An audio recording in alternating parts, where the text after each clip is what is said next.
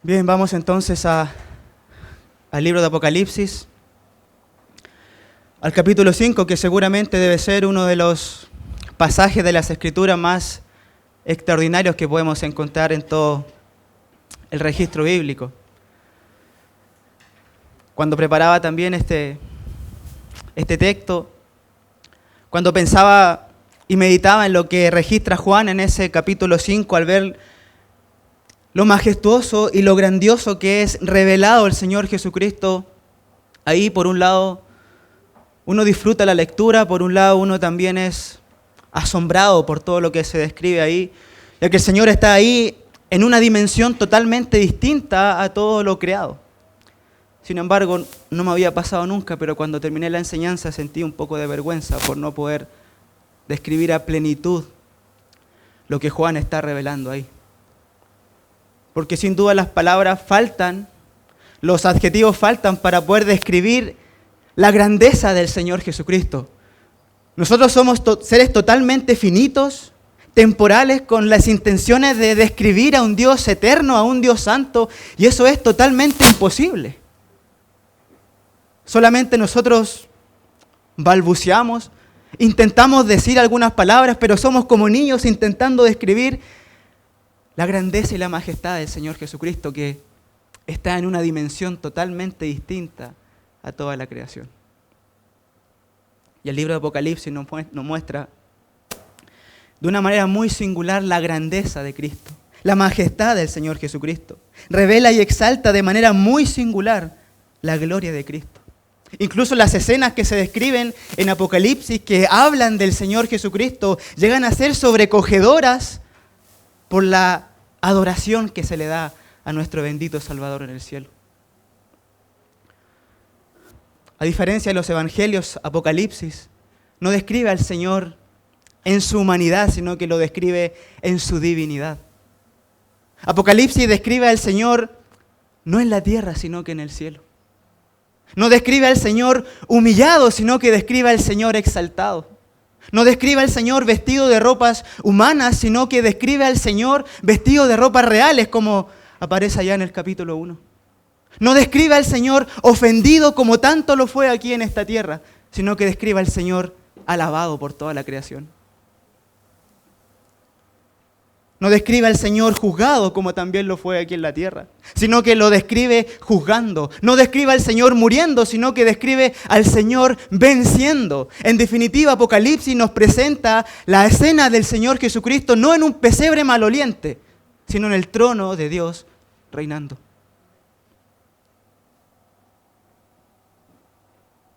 Por tanto, el libro de Apocalipsis nos revela la grandeza y la majestad del Señor Jesucristo de una manera singular e incluso llega a ser sobrecogedora.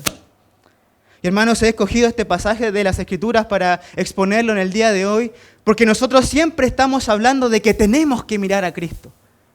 En cualquier circunstancia que estemos pasando o que otros hermanos, siempre decimos que nosotros y ellos deben mirar a Cristo.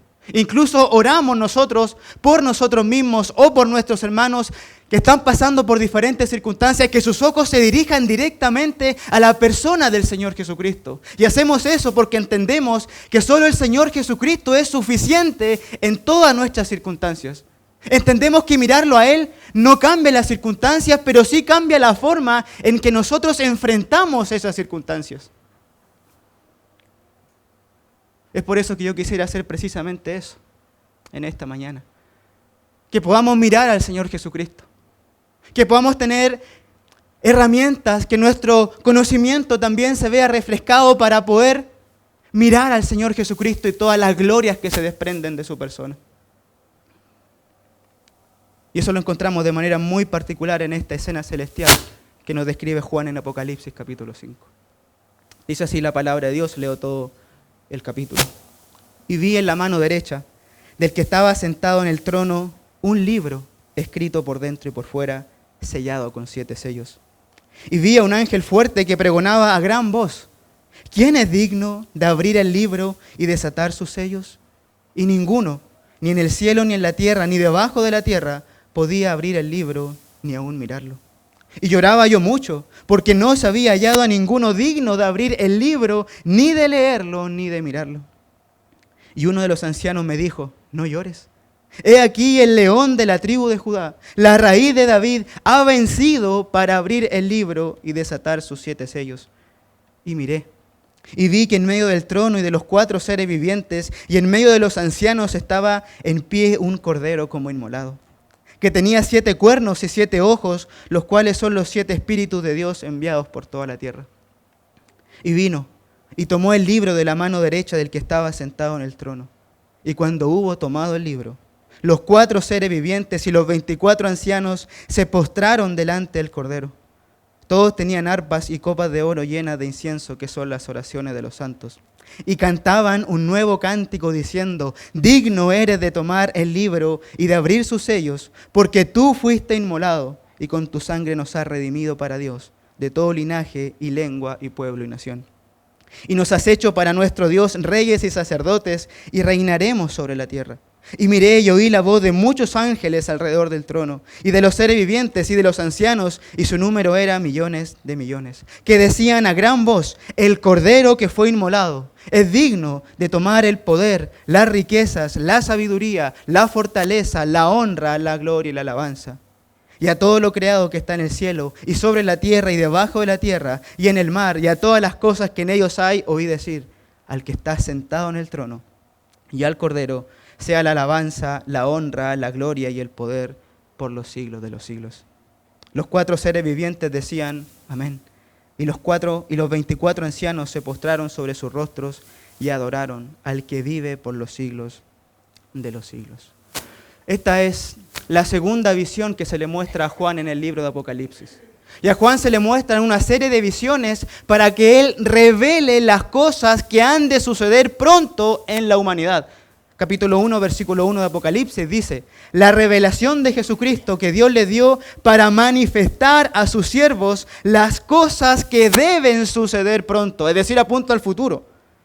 Y la declaró enviándola por medio de su ángel a su siervo Juan. ¿Y cómo la declaró a su siervo Juan? Por medio de visiones. Por eso que a Juan se le muestran una serie de visiones en el libro de Apocalipsis. La primera visión que encontramos y que recibió Juan es donde se le muestra al Cristo exaltado en capítulo 1, versículos 9 en adelante, el cual le ordena a Juan que escriba 7 mensajes a 7 iglesias, capítulos 2 y 3 de Apocalipsis. Iglesias que representan a las iglesias de todos los tiempos.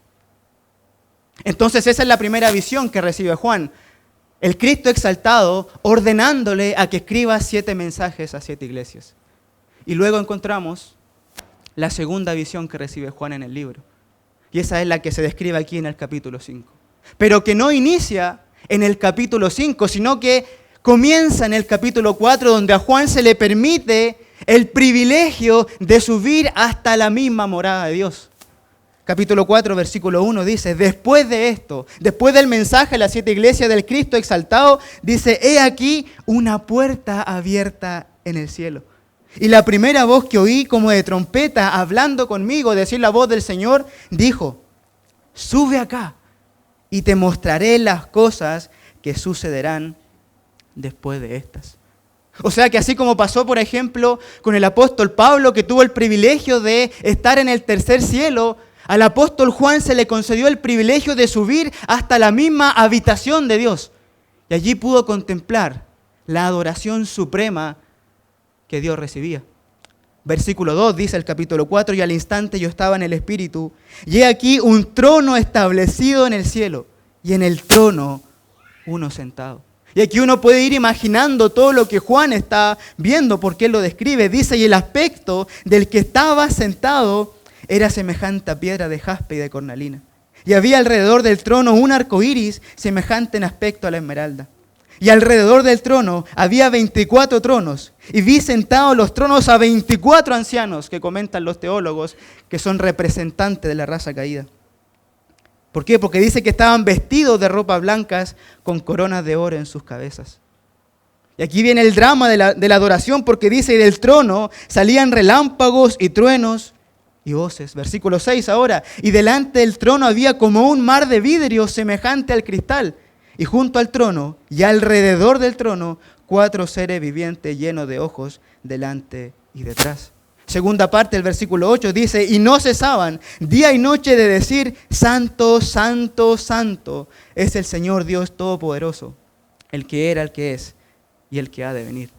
Y siempre que aquellos seres vivientes dan gloria y honra y acción de gracias al que está sentado en el trono, al que vive por los siglos de los siglos, los 24 ancianos se postran delante del que está sentado en el trono y adoran al que vive por los siglos de los siglos y echan sus coronas delante del trono diciendo, Señor, digno eres de recibir la gloria y la honra y el poder, porque tú creaste todas las cosas y por tu voluntad existen y fueron creadas.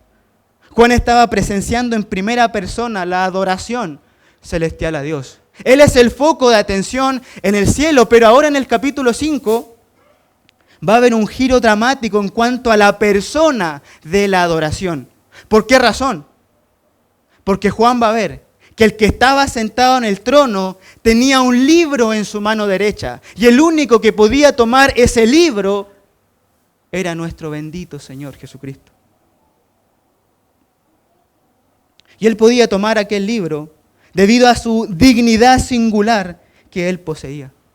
Ahora, esa dignidad y grandeza de Cristo quedan en evidencia por dos símbolos extraordinarios que se describen en el capítulo 5, que son los símbolos de Cordero y León, o León y Cordero. Dos símbolos que nos revelan la grandeza de Cristo, tanto en carácter como en obra. Dos símbolos que nos muestran que el Señor Jesucristo se encuentra en una dimensión totalmente distinta a todo lo creado. Que nos muestran que Él está parado en el pináculo de toda la creación, en lo más alto de lo alto. Ahí está el Cordero como inmolado y el león de la tribu de Judá. Dos símbolos que parecen contradictorios, que se hallen en una sola persona. ¿Por qué? Porque un león se asocia con fuerza, se asocia con realeza, se asocia con poder, pero un cordero se asocia con mansedumbre, con apacibilidad, incluso un cordero se asocia con debilidad. Uno se caracteriza por herir, el león, mientras que otro se caracteriza por ser herido, el cordero. De manera que parecen contradictorios que estos se hallen en una sola persona, sin embargo, en el Señor Jesucristo tienen una asociación perfecta. Porque Él es Cordero y León, o León y Cordero. Por eso que he titulado también esta predicación como El Cordero y León. El Cordero y el León. Porque son dos símbolos extraordinarios, como ya he dicho, que nos revelan la grandeza de nuestro Señor Jesucristo. Ahora yo no voy a hacer un análisis demasiado exhaustivo de lo que significa el Cordero y el León, pero sí me gustaría mostrar la dimensión en la que se encuentra ese Cordero y León. Ahora tampoco voy a ver cada detalle que nos arroja Juan aquí en esta visión, sino nada más centrarme en lo más importante. Quisiera dividir el texto, nuestro pasaje bíblico, en tan solo dos partes. La primera es la dignidad del Cordero y León, y la segunda es la alabanza al Cordero y al León. Aunque vamos a pasar la mayor cantidad del tiempo en el primer punto, que es la dignidad del Cordero y el León, en los versículos 1 al 7, ya que nos muestra la magnitud de la persona de Cristo. Una de las verdades prominentes de las Escrituras y que se pueden comprobar con los hechos es que el Señor Jesucristo es único en su naturaleza. Es decir, que no hay absolutamente nadie como Él, que no tiene ninguna comparación ni parangón con ningún otro ser creado. Y eso es lo que vemos en estos primeros versículos. Esa dignidad singular de Jesús. Al inicio del capítulo, Juan continúa relatando lo que está viendo en el cielo. El centro de atención sigue siendo Dios, que está recibiendo la adoración suprema por los seres celestiales. Pero la escena comienza a ampliarse aún más, porque Juan, en medio de esta adoración, en medio de estos truenos, relámpagos, voces que salían del trono, en medio de estos seres vivientes que estaban adorando a Dios, Juan ve que el que estaba sentado en el trono tenía un libro en su mano derecha. Dice versículo 1, y vi en la mano derecha del que estaba sentado en el trono un libro escrito por dentro y por fuera, sellado con 7 sellos. Es como si en medio de la adoración celestial que Dios estaba recibiendo, alzara su mano derecha con este libro en su posesión. Ahora hablamos de mano derecha de Dios en un antropomorfismo, ¿cierto? Porque Dios es espíritu y no tiene un cuerpo material como el nuestro. Sin embargo, se utiliza ese lenguaje para entender lo que estaba pasando en el cielo. Y aquí es como si Dios alzara su mano derecha en medio de esta adoración suprema con este libro en su posesión. Ahora, este libro no es un libro como nosotros lo conocemos en el día de hoy. Es decir, hojas encuadernadas o, por ejemplo, como lo es nuestra Biblia. Sino que más bien, este libro es un rollo debido a que los libros y aún los códices que eran lo más semejante a un libro moderno no existían alrededor del primer siglo. Estamos hablando de la década del 90. De manera que este libro no es tanto un libro, sino que más bien es un rollo, es decir, un papiro que se doblaba desde sus extremos hacia adentro, donde quedaban como dos cilindros. Así que más que un libro, propiamente tal, lo que tiene en la mano derecha Dios es un rollo, un papiro. Y Juan describe dos características de este rollo.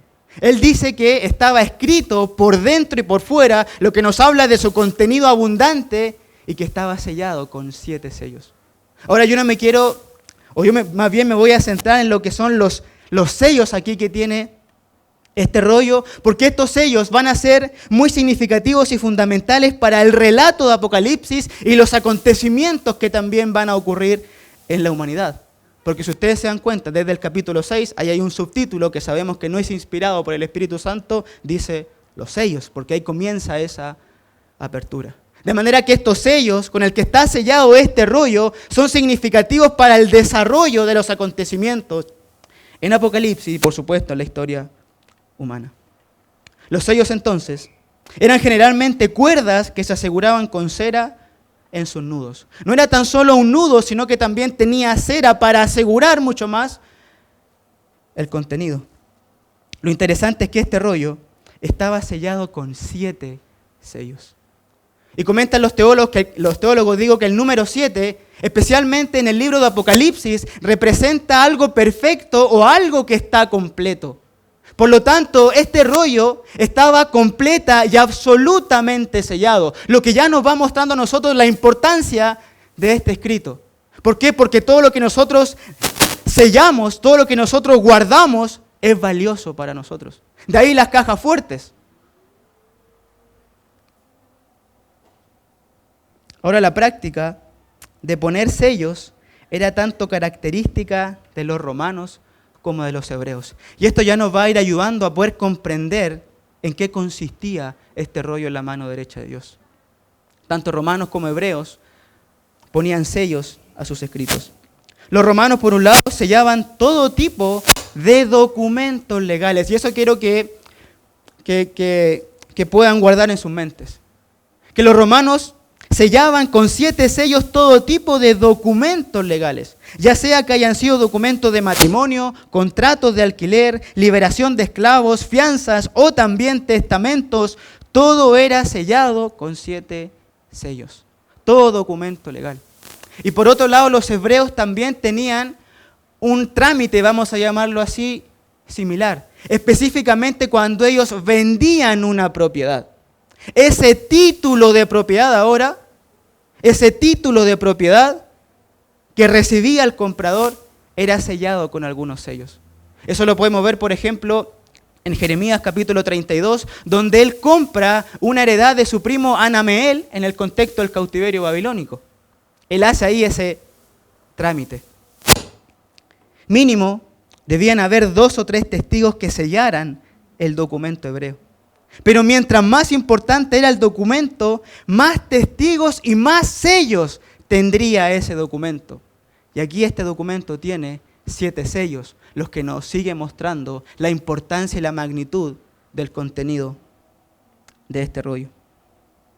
Ahora, estos sellos, como dije hace un ratito, cobran gran importancia en los acontecimientos que luego se describen en Apocalipsis, porque en los siguientes capítulos, cada vez que se abre un sello, se desencadena un juicio en particular sobre la tierra de parte de Dios. Desde el capítulo 6 hasta el capítulo 18, es decir, el gran contenido del libro de Apocalipsis, vemos las consecuencias terribles de las aperturas de estos sellos. Incluso en Apocalipsis vemos sellos, trompetas y copas, 7, 7 y 7. Pero las trompetas dependen de los sellos, porque la apertura del último sello, el 7, abre, por decirlo de una manera, una nueva etapa de juicio de Dios sobre la tierra. Y suenan las trompetas. Y la séptima trompeta abre otra nueva etapa mucho más terrible de los juicios de Dios sobre la tierra, que son las copas de la ira. Pero todo eso está dentro de los sellos. Por eso que esta escena celestial que narra Juan aquí en el Apocalipsis capítulo 5 es la antesala de esos juicios. Pero la apertura de los sellos no solo se trata de juicios. Porque cuando ya todos los sellos se abren y el Señor juzga la tierra, viene la consumación de la redención. Viene ese momento glorioso cuando nuestras lágrimas serán enjugadas y van a haber cielos nuevos y tierra nueva. Es decir, que todos estos sellos van encaminando, van apuntando hacia la redención final. Cada juicio sobre la tierra nos va acercando a ese momento glorioso cuando reinaremos con el Señor.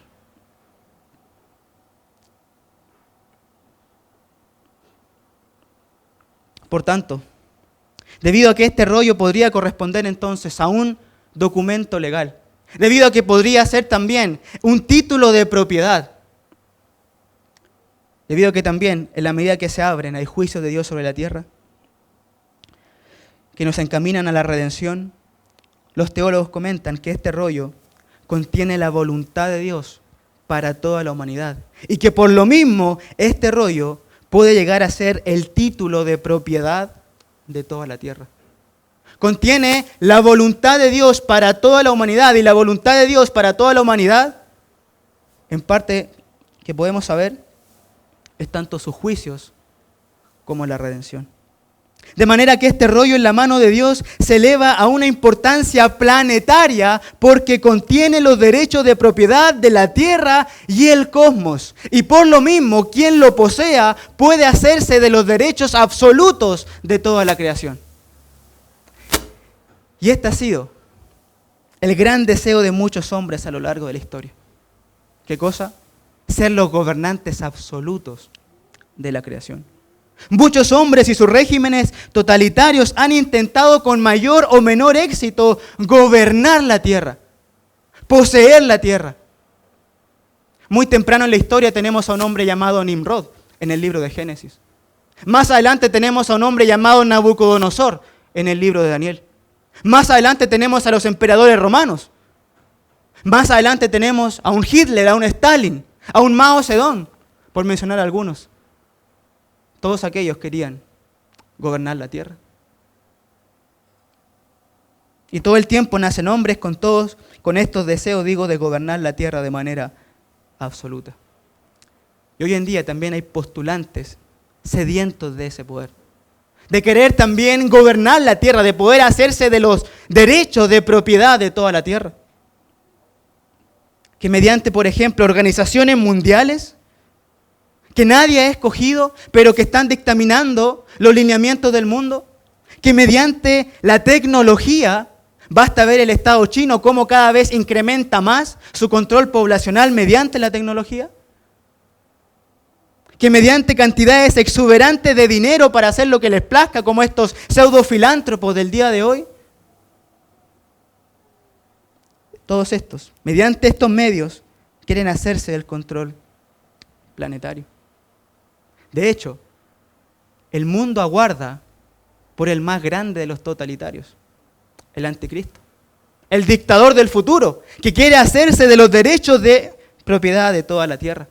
Y en parte lo consigue, basta ver Apocalipsis capítulo 13 para darse cuenta que él era un dictador en potencia.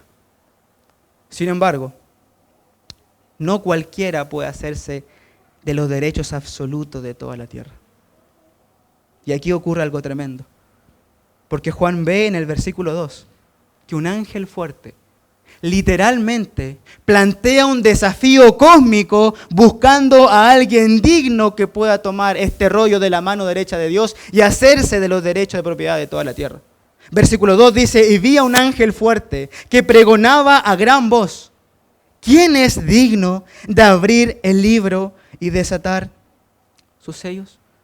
Y lo que está relatando aquí Juan en realidad es tremendo, porque es como si este ángel fuerte se parara en el centro del universo, Y digo centro del universo porque dice en el versículo 3 que buscó en el cielo, en la tierra y debajo de la tierra. Entonces es como si este ángel fuerte se parara en el centro del universo y buscara si había alguien digno de abrir aquel rollo. Por eso hablamos aquí de que el ángel plantea un desafío cósmico a todo el universo. Porque la voz del ángel llegó a todos los rincones del vasto universo buscando a alguien digno de tomar este rollo.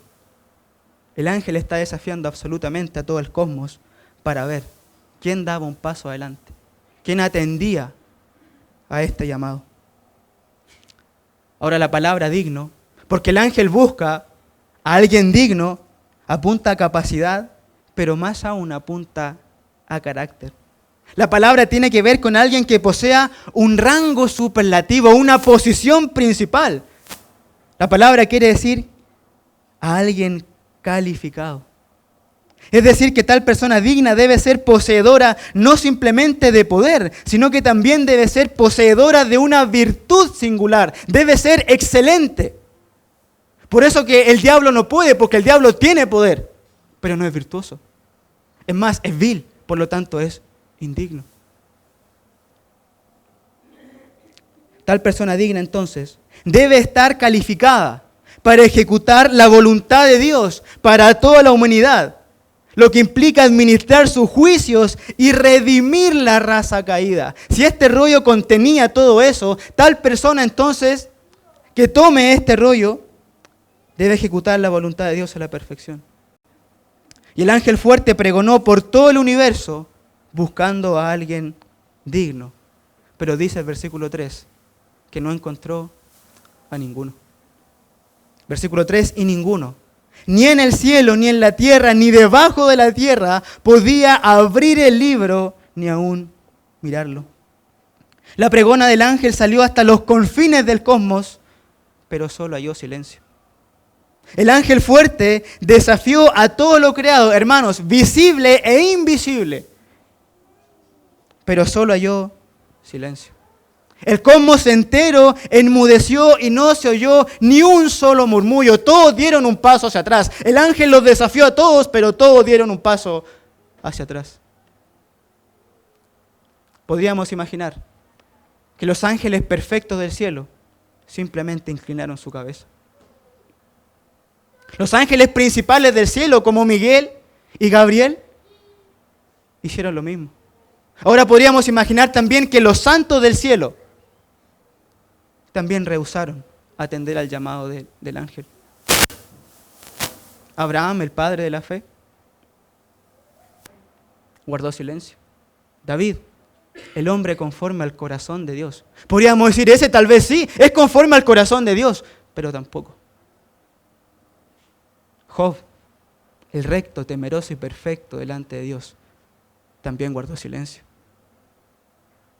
Daniel, el que tapó boca de leones, tampoco se atrevió. Pablo, el gran apóstol para las naciones, tampoco.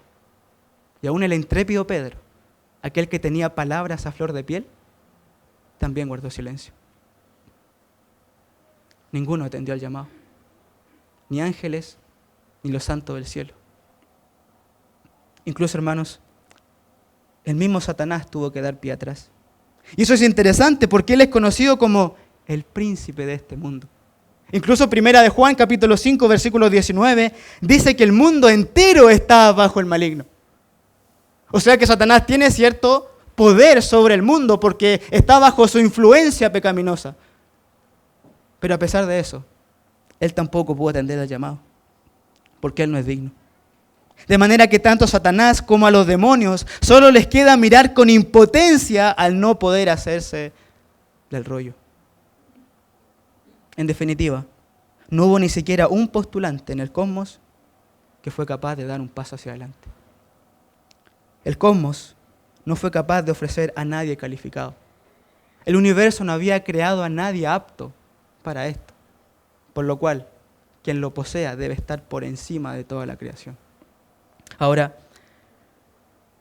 esto amargó completamente al apóstol Juan. Versículo 4 dice, y lloraba yo mucho. porque no se había hallado a ninguno digno de abrir el libro, ni de leerlo, ni de mirarlo. Juan se entristeció sobremanera porque nadie fue capaz de atender al desafío del ángel. Si el rollo contiene juicios y la redención del pueblo de Dios y nadie lo puede abrir, con justa razón este hombre lloraba. La frase "lloraba yo mucho" describe una emoción fuerte e incontenible, un profundo dolor del apóstol, como el que sintió el apóstol Pedro cuando negó al Señor Jesucristo. Es la misma palabra. Es como si Juan estallase en llanto en medio de esta escena celestial. Incluso dijo alguien que estas son las únicas lágrimas del cielo. Todo iba bien con Juan desde que subió al cielo y vio la gloria del trono de Dios. Pero cuando vio que nadie podía tomar el rollo de su mano, eso lo descorazonó. Ahora entendemos que Juan lloraba mucho porque si este rollo contiene tanto los juicios de Dios como la redención de la raza caída, eso significaba que si nadie tomaba ese rollo, no habría justicia ni habría redención. Y de ahí uno entiende las lágrimas de Juan, porque si no hay justicia y no hay redención de la raza caída, corresponde llorar. En otras palabras, si nadie tomaba el rollo, no habría ninguna clase de esperanza. Y de ahí la profunda tristeza de Juan y su llanto copioso, porque si nadie tomaba el rollo, no había ninguna clase de esperanza y la tierra quedaría bajo maldición para siempre, por los siglos de los siglos. Hermanos, y como creyentes nosotros esperamos que Dios haga justicia juzgando a sus enemigos. Esperamos que Dios nos lleve a su presencia, a ese lugar de consuelo donde ya no hay más llanto ni dolor. Esperamos que el Señor nos lleve a su presencia lejos de la influencia del pecado y del dolor. Pero si Dios no hace eso, no tenemos ninguna clase de esperanza. Hermanos, y si no hay redención ni justicia, bien podemos llorar todos como el apóstol Juan.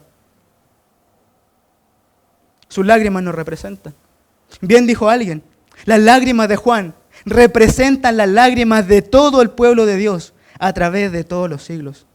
Son los sollozos y lágrimas que han salido del corazón y el alma del pueblo de Dios mientras miraban a sus muertos, mientras estaban junto a sus sepulcros abiertos, mientras experimentaban en las pruebas y sufrimientos de la vida penas y decepciones indescriptibles. Tal es la maldición del pecado que ha impuesto sobre la maravillosa creación de Dios. Y lloraba yo mucho. Por no poder encontrar un redentor, significaba que esta tierra, en su maldición, está condenada a muerte para siempre.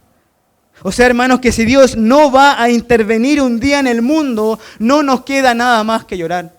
Si no hay resurrección de los muertos, si no hay consuelo para nuestra vida, si nuestras lágrimas nunca van a ser enjugadas y solo nos espera dolor y muerte y la lucha permanente contra el pecado, solo nos queda llorar como el apóstol Juan.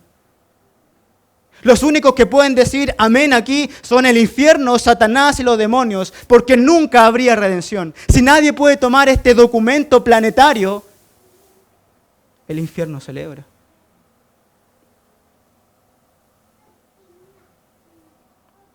Más esperanza tiene el ateo que nosotros. Porque ellos simplemente esperan que dejemos de ser. Como somos reacciones químicas, vamos a dejar de ser. Pero nosotros estaríamos esperando algo que nunca habría de ocurrir. Bien podríamos caer en la más profunda de todas las depresiones y nunca levantarnos de ahí. Cada día deberíamos llorar mucho si no hay esta redención. Sin embargo, la escena celestial sufre un vuelco dramático. Porque en medio del llanto copioso de Juan aparece uno de los ancianos que estaba alrededor del trono y que, como acabo de decir hace un rato atrás, representan a la raza redimida. Se acerca a Juan y hace cesar las lágrimas del apóstol, señalándole a uno que era digno de tomar el rollo. A uno que mientras todo el universo daba pie atrás ante el desafío del ángel, él era el único que había dado un paso hacia adelante y que con impronta, majestad y poder fue a tomar el rollo de la mano derecha de Dios. Aquel fue nuestro bendito Señor Jesucristo, descrito aquí de manera increíble como el Cordero y el León. Versículos 5 al 7 dice, y uno de los ancianos me dijo, no llores.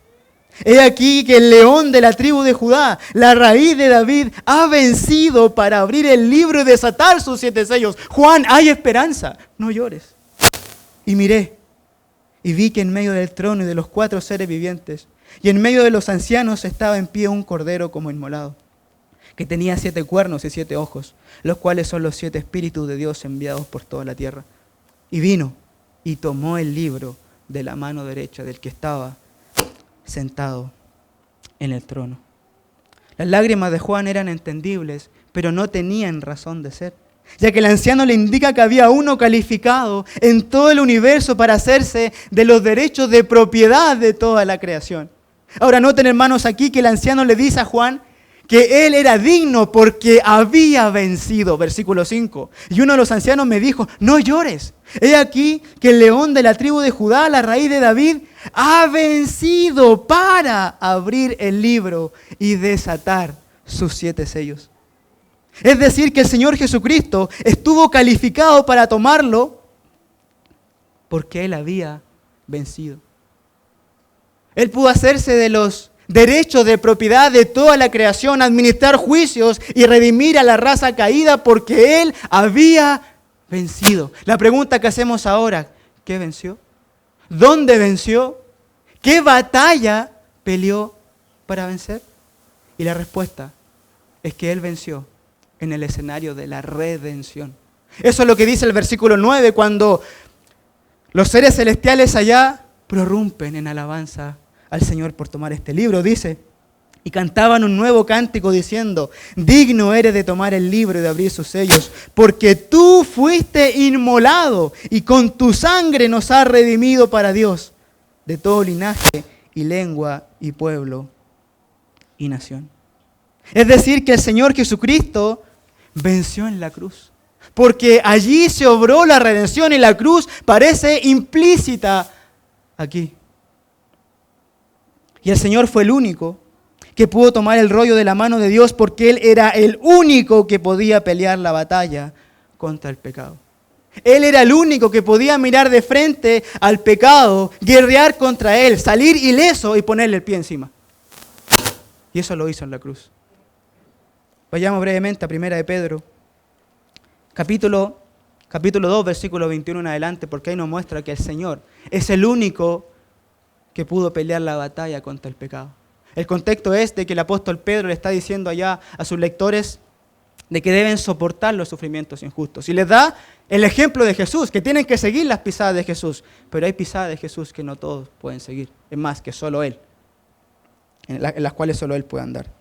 Dice 1 de Pedro 2:21, pues para esto fuiste llamados, para soportar sufrimientos injustos, al contexto, porque también Cristo padeció por nosotros, dejándonos ejemplo para que sigáis sus pisadas. Es decir, Él sufrió, ustedes también, síganlo. Y aquí comienza a decir cómo el Señor sufrió, o sea, llama a los creyentes a imitarlo, el cual no hizo pecado ni se halló engaño en su boca. Quien cuando le maldecían no respondía con maldición, y ahí está lo que nos compete a nosotros, cuando padecía no amenazaba, sino encomendaba la causa al que juzga justamente. Es decir, imiten a Jesús, sigan las pisadas de Jesús porque Él también sufrió. Sin embargo, ahora es como si el apóstol Pedro trazara una línea entre el versículo 23 y el 24, diciéndole a los lectores que ellos no podían seguir a Jesús más de eso. Porque aquí habla de la redención. Dice el versículo 24, quien llevó Él mismo nuestros pecados en su cuerpo sobre el madero. Noten que nos dice que ellos acompañaron a Jesús al madero o a la cruz. No, porque eso no puede pasar. Dice que Él solo llevó nuestros pecados al madero. Para que nosotros, y ahí está el resultado, estando muertos a los pecados, vivamos a la justicia y por cuya herida fuisteis sanados. Es decir, que los creyentes tenemos que seguir las pisadas de Jesús. Pero hay pisadas de Jesús que no podemos seguir y esas son las pisadas de la redención. Solo el Señor Jesucristo podía caminar a la cruz y vencer absolutamente el pecado.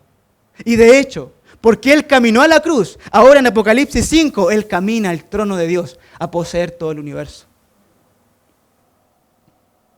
Y sin esta victoria ganada, hermanos, por el Señor, nosotros estábamos totalmente perdidos. ¿Por qué? Porque la batalla contra el pecado era una batalla que ningún ser humano puede ganar. De hecho, antes siquiera de enlistarnos para la batalla, ya estábamos derrotados. El pecado ya nos había puesto su pie encima. Ya nos había esclavizado y ya estábamos a sus pies. Pero apareció el Señor para derrotarlo.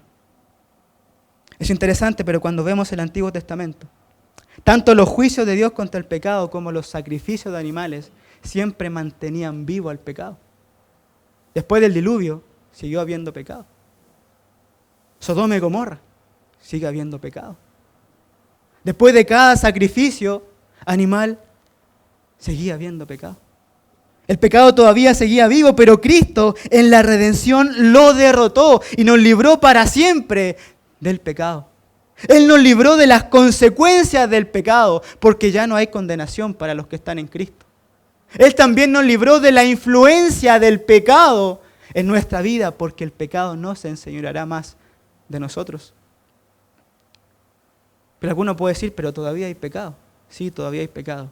Pero Él un día va a acabar para siempre con él, porque nos va a librar para siempre del pecado en la glorificación, cuando seamos de manera extraordinaria semejantes a Él, aplicativamente sin pecado.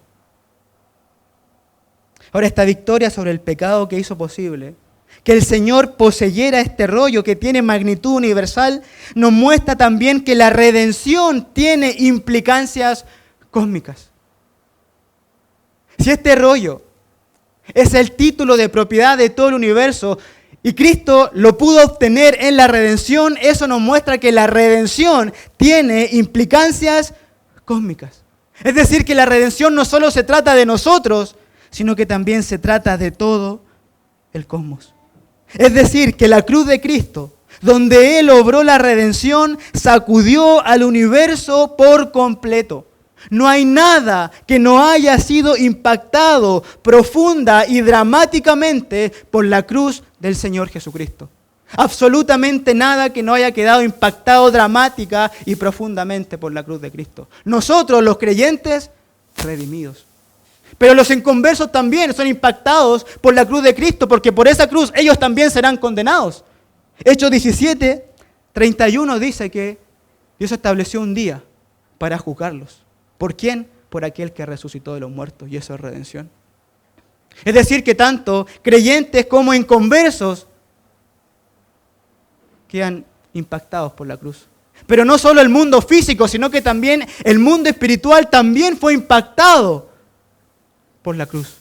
Los ángeles santos se asombran por la cruz. Primera de Pedro 1, versículo 12 dice cosas en las cuales anhelan mirar los ángeles. Están totalmente asombrados por lo que hizo el Señor que estaba en el trono, en el cielo, y que bajó aquí a redimir a la raza caída. Pero no solo ellos, sino que también el mundo espiritual de maldad también quedó impactado por el poder de la cruz. ¿Por qué? Porque dice Colosenses capítulo 2, versículo 15, que el Señor los exhibió públicamente, que despojó a principados y potestades y los exhibió públicamente en la cruz. Tanto lo físico como lo espiritual quedó dramáticamente impactado por el poder de la cruz. Pero falta una cosa para que sea todo. Y eso es la creación propiamente tal. La creación inanimada. Y aún la creación inanimada quedó impactada por la cruz. Porque dice Romanos capítulo 8, versículo 21, que la creación será libertada de la corrupción. De tal manera que nosotros, redimidos, los inconversos juzgados, los ángeles asombrados, Satanás y los demonios condenados, y la creación libertada para siempre. De tal manera que la cruz no dejó indiferente absolutamente a nada ni a nadie. Ha habido en la historia humana grandes acontecimientos que dejaron su huella e incluso cambiaron el curso de la historia y la forma de vida de las personas, como por ejemplo las guerras mundiales, como por ejemplo las revoluciones industriales que cambiaron el curso en cómo se llevaba la vida. Sin embargo, nada a la altura de la cruz del Señor Jesucristo. Porque las revoluciones industriales, por ejemplo, no asombraron a los ángeles. Las guerras mundiales no espeluznaron a los demonios, pero sí lo hizo la cruz del Señor Jesucristo. Esa cruz, tan despreciada y vergonzosa para ese tiempo, esa ignominia para judíos y romanos, esa locura para griegos, se convirtió en el hecho más extraordinario que el universo ha constatado. Porque es ahí que el Señor Jesucristo venció el pecado y se convirtió en el legítimo gobernador del cosmos. Y no solo por creación, porque Él hizo todo lo que vemos, sino que también por redención, porque Él la redimió. Ahora, hay dos símbolos que nos muestran cómo el Señor venció el pecado y se hizo poseedor de este rollo, que son los símbolos de león y cordero. El anciano le dice a Juan que mire al león de la tribu de Judá. Y esta frase nos retrotrae al Antiguo Testamento, especialmente a la bendición que hizo el patriarca Jacob a sus hijos cuando estaba a punto de morir. Y él le dijo lo siguiente a su hijo Judá. Vamos a Génesis capítulo 49, versículos 9 y 10.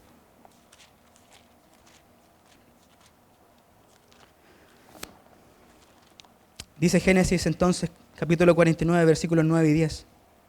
Cachorro de león, Judá, de la presa subiste, hijo mío, se encorvó, se echó como león, así como león viejo. ¿Quién lo despertará? Ahora, ¿qué significaba todo esto?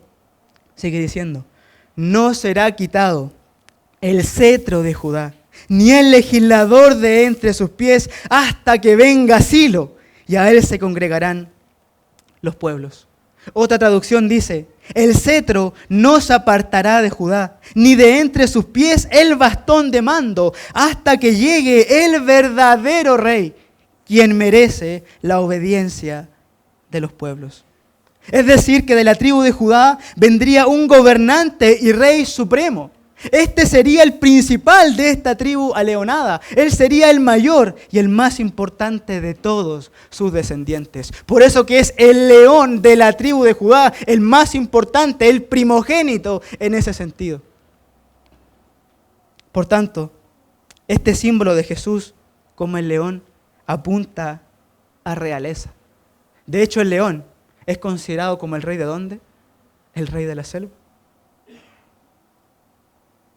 De manera que Jesús, al ser un león, no solo es el rey de la selva, sino que es el rey del universo. Es el soberano de los reyes de la tierra.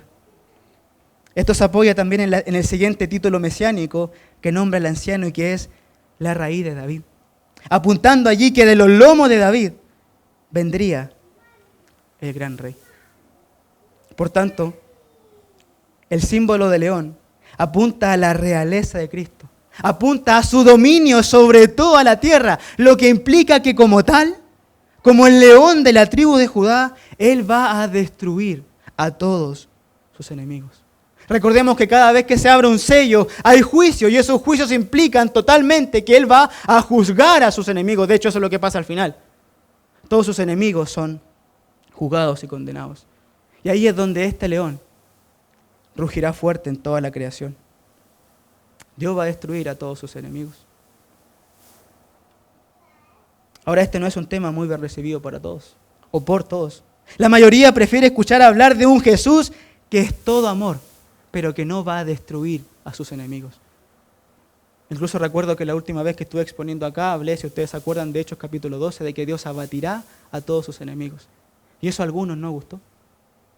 Porque no quieren escuchar de que el Dios del cielo y la tierra va a juzgar. Pero la verdad es que el Señor va a abatir a todos sus enemigos. Ahora, esta manifestación del Señor como león aguarda su revelación en su segunda venida. El Señor vino la primera vez como cordero, manso, humilde, apacible. Dice la Escritura que no apagaría el pábilo que humeare, ni quebraría la caña cascada. Y eso se hizo evidente porque cuando sus criaturas en esta tierra lo vilipendiaron, lo humillaron, lo maltrataron, Él no hizo nada, pudiendo hacerlo. Tenía millones de ángeles a su servicio para que destruyeran a todos aquellos que habían osado tocarlo. Pero Él no lo hizo. Pero no será así la segunda vez que Él venga. Él va a venir como león, que con justicia juzga y pelea y rugirá fuerte al punto que hará estremecer a todos sus enemigos. Dice Joel capítulo 3, versículo 16. Y Jehová rugirá desde Sión y dará su voz desde Jerusalén y temblarán los cielos y la tierra. Pero Jehová será la esperanza de su pueblo. Dice que van a temblar los cielos y la tierra. Se van a estremecer por el rugido de este león. Así que nadie que está aquí se equivoque con respecto al Señor Jesucristo. Sobre todo aquellos que no lo conocen, pero que están aquí o pueden ser hasta simpatizantes de la fe o acompañan a alguien. Que nadie se equivoque. Porque el Señor hoy sigue extendiendo sus brazos de compasión y misericordia para que crean en Él. Sin embargo, Él un día va a rugir y va a rugir tremendamente fuerte y los va a condenar. Nadie se equivoque con el Señor.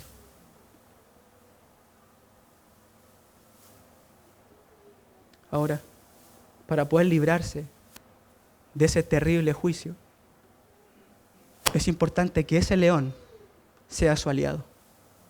Y para que ese león sea su aliado, no solo deben creer en Él como león, sino también deben creer en Él como cordero. Porque antes de ser un león, Él fue un cordero, en términos de el tiempo y espacio. Porque siempre ha sido cordero y león. Pero para nosotros en tiempo y espacio, antes de ser león, Él es cordero. Y este es el otro símbolo que nos muestra aquí Juan en la visión. Este león señalado por el anciano Juan pasa a convertirse en otro símbolo por el cual él también venció para poseer el rollo. Juan estaba llorando cuando el anciano le señaló al león de la tribu de Judá. Pero cuando Juan levanta sus lagrimosos ojos para ver aquel portentoso león, porque el ángel le dice, Juan, no llores, mira si aquí está el león. Entonces Juan levanta su mirada, pero no se encuentra con un león.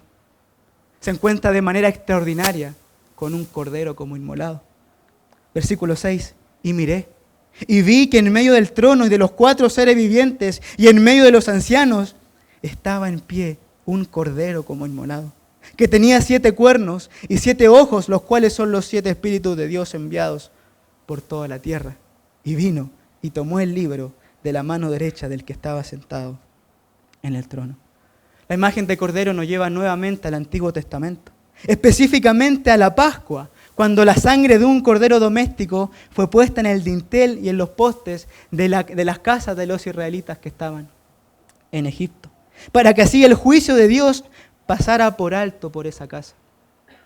El ángel de la muerte iba a pasar por Egipto, matando a todo primogénito, pero donde el ángel de la muerte veía sangre, no pasaba. El juicio era pasado por alto. Y la misma Biblia interpreta que ese sacrificio y luego la celebración permanente de la Pascua de este Cordero apuntaba al sacrificio del Señor Jesucristo en la cruz. El mismo apóstol Pablo dice que Cristo es nuestra Pascua, que ya fue sacrificado. De manera que esta es una imagen preciosa que nos muestra que el Cordero venció entregando su vida, que el Cordero venció muriendo por los pecados del mundo creyente para así absorber la ira de su propio Padre, pero que nosotros merecíamos. Por eso que como dijo alguien, antes de ser el león de la tribu de Judá, Él fue el Cordero de Dios que quita el pecado del mundo. Y qué acto más heroico, hermanos, es entregar la vida para vencer. Sin duda es un acto heroico y digno de alabanza entregar la vida para vencer. Y es paradójico porque muerte no sabe a victoria, sino más bien sabe a derrota. Pero este es un cordero victorioso porque como bien sabemos, Él no solo murió, sino que también se puso de pie, levantándose de entre los muertos. Noten, hermanos, que Juan no ve al cordero clavado a una cruz o en un holocausto. No ve el cuerpo petrificado de Jesús en el cielo, el cual adoran los ángeles. No, sino que lo ve de pie y como inmolado. La palabra inmolado significa degollado para un sacrificio. Apunta a un cuerpo que había sido herido o despedazado. Pero Juan lo ve no inmolado, sino que lo ve como inmolado. Es decir, no degollado ni despedazado, pero sí con la marca de su victoria en la redención. Y podemos decir ahí que las marcas que el Señor posee de su sacrificio son un recordatorio en el cielo de nuestro perdón constante. Hermanos, nosotros cada noche merecemos morir. Hoy ni siquiera deberíamos estar aquí porque ayer pecamos. Y el juicio de Dios debe caer sobre nuestra cabeza. En el sueño debíamos haber partido de este mundo por el juicio de Dios. Pero ahí está el Hijo, intercediendo, abogando por nosotros, por decirlo de una manera figurativa, mostrándole las heridas al Padre, diciendo: Padre, no los juzgues porque yo morí por ellos. Por eso que Juan lo ve de pie. Él ya no estaba herido, sino que solamente tenía la marca de sus heridas en su cuerpo. Como cordero conquistó la muerte. Él mismo le dijo a Juan en capítulo 1, versículos 17 y 18, no temas. Yo soy el primero y el último, y el que vivo, y estuve muerto. Sí, morí.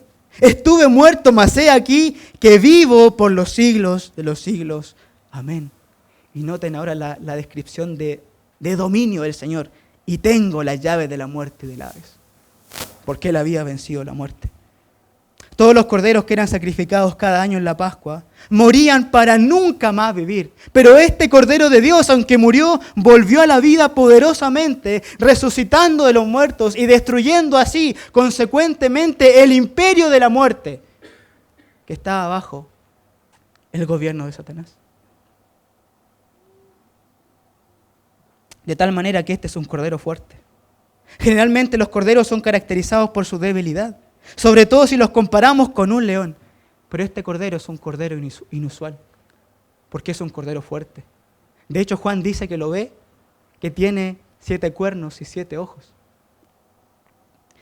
Que significan que el Señor como cordero tiene la totalidad del poder, la fuerza, el conocimiento, la inteligencia y la sabiduría. Y especialmente los cuernos simbolizan poder, porque este cordero es fuerte. Porque no se olviden que también es un león. De hecho, es muy interesante porque cuando comiencen los juicios de Dios sobre la tierra, aquellas personas que van a estar ahí no van a temer de la ira del león, van a temer de la ira del cordero. Capítulo 6, versículo 15 en adelante dice: los reyes de la tierra, y los grandes, los ricos, los capitanes, los poderosos, y todo siervo y todo libre, se escondieron en las cuevas y entre las peñas de los montes. Están totalmente atormentados. Y decían a los montes y a las peñas: caed sobre nosotros. Miren la desesperación. Caigan sobre nosotros. Escondernos del rostro de aquel que está sentado sobre el trono. ¿Y de qué más? Y de la ira del cordero. No de la ira del león, de la ira del cordero. Ese es nuestro Señor. Resumiendo un poco lo que hemos visto, permítanme este comentario. Es increíble pensar que este Señor estuvo aquí en la tierra. Es increíble pensar que el cordero y el león, el dueño absoluto de todo el cosmos, estuvo entre nosotros.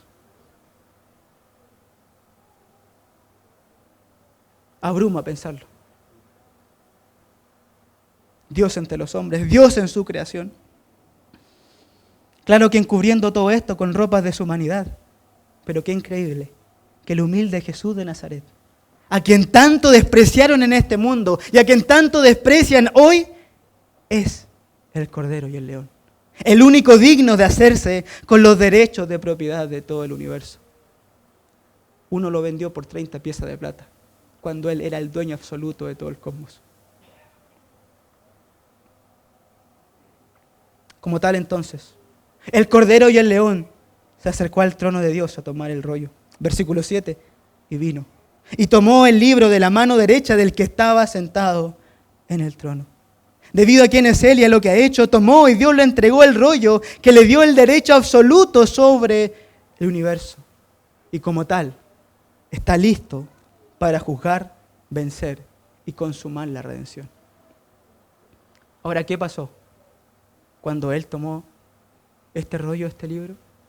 La creación prorrumpió en alabanza. Y esto es lo segundo y último que vamos a ver, pero lo menciono de manera muy breve, ya que el tiempo se me ha ido. Que es la alabanza al cordero y al león. La escena siguió siendo espectacular. Apenas el Señor toma el rollo, Ocurrió una adoración y alabanza espontánea y ascendente de todo lo creado. La creación no pudo contener la alabanza al Señor. La alabanza se da en 3 etapas. Primero, alaban los seres vivientes y los ancianos, versículos 8 al 10. Y cuando hubo tomado el libro, los 4 seres vivientes y los 24 ancianos, noten lo espontáneo, se postraron delante del Cordero.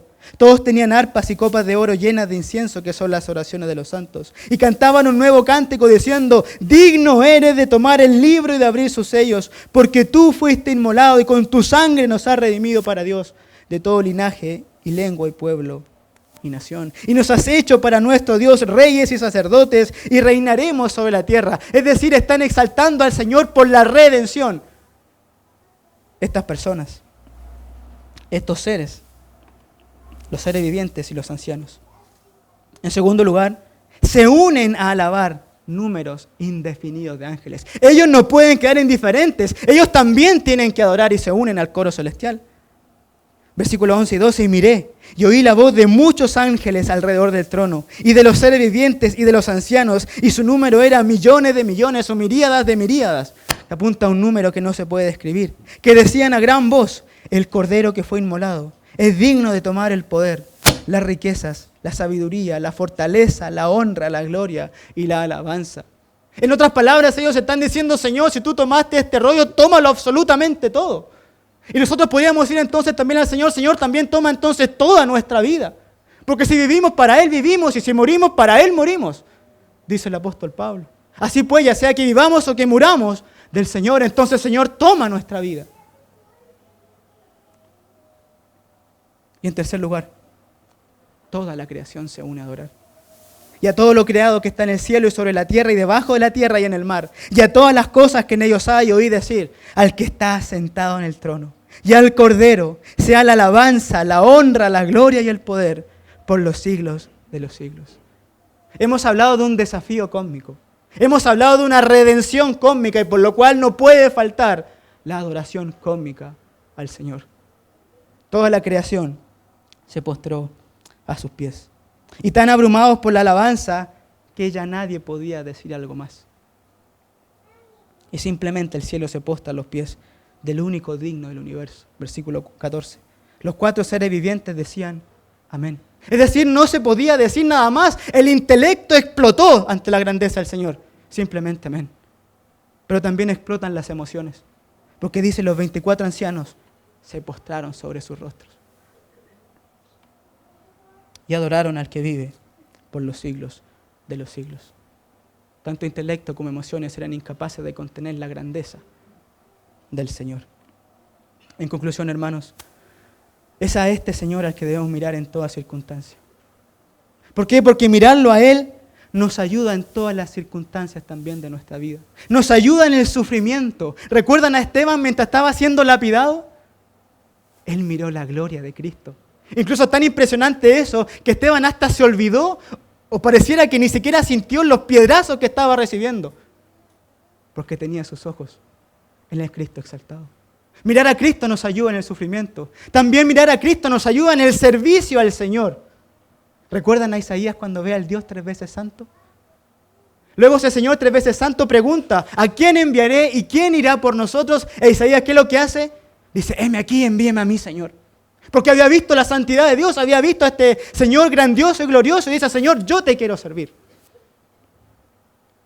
Ahora también esta visión o mirar permanentemente al Señor nos ayuda a entender o a saber enfrentar los males de este mundo.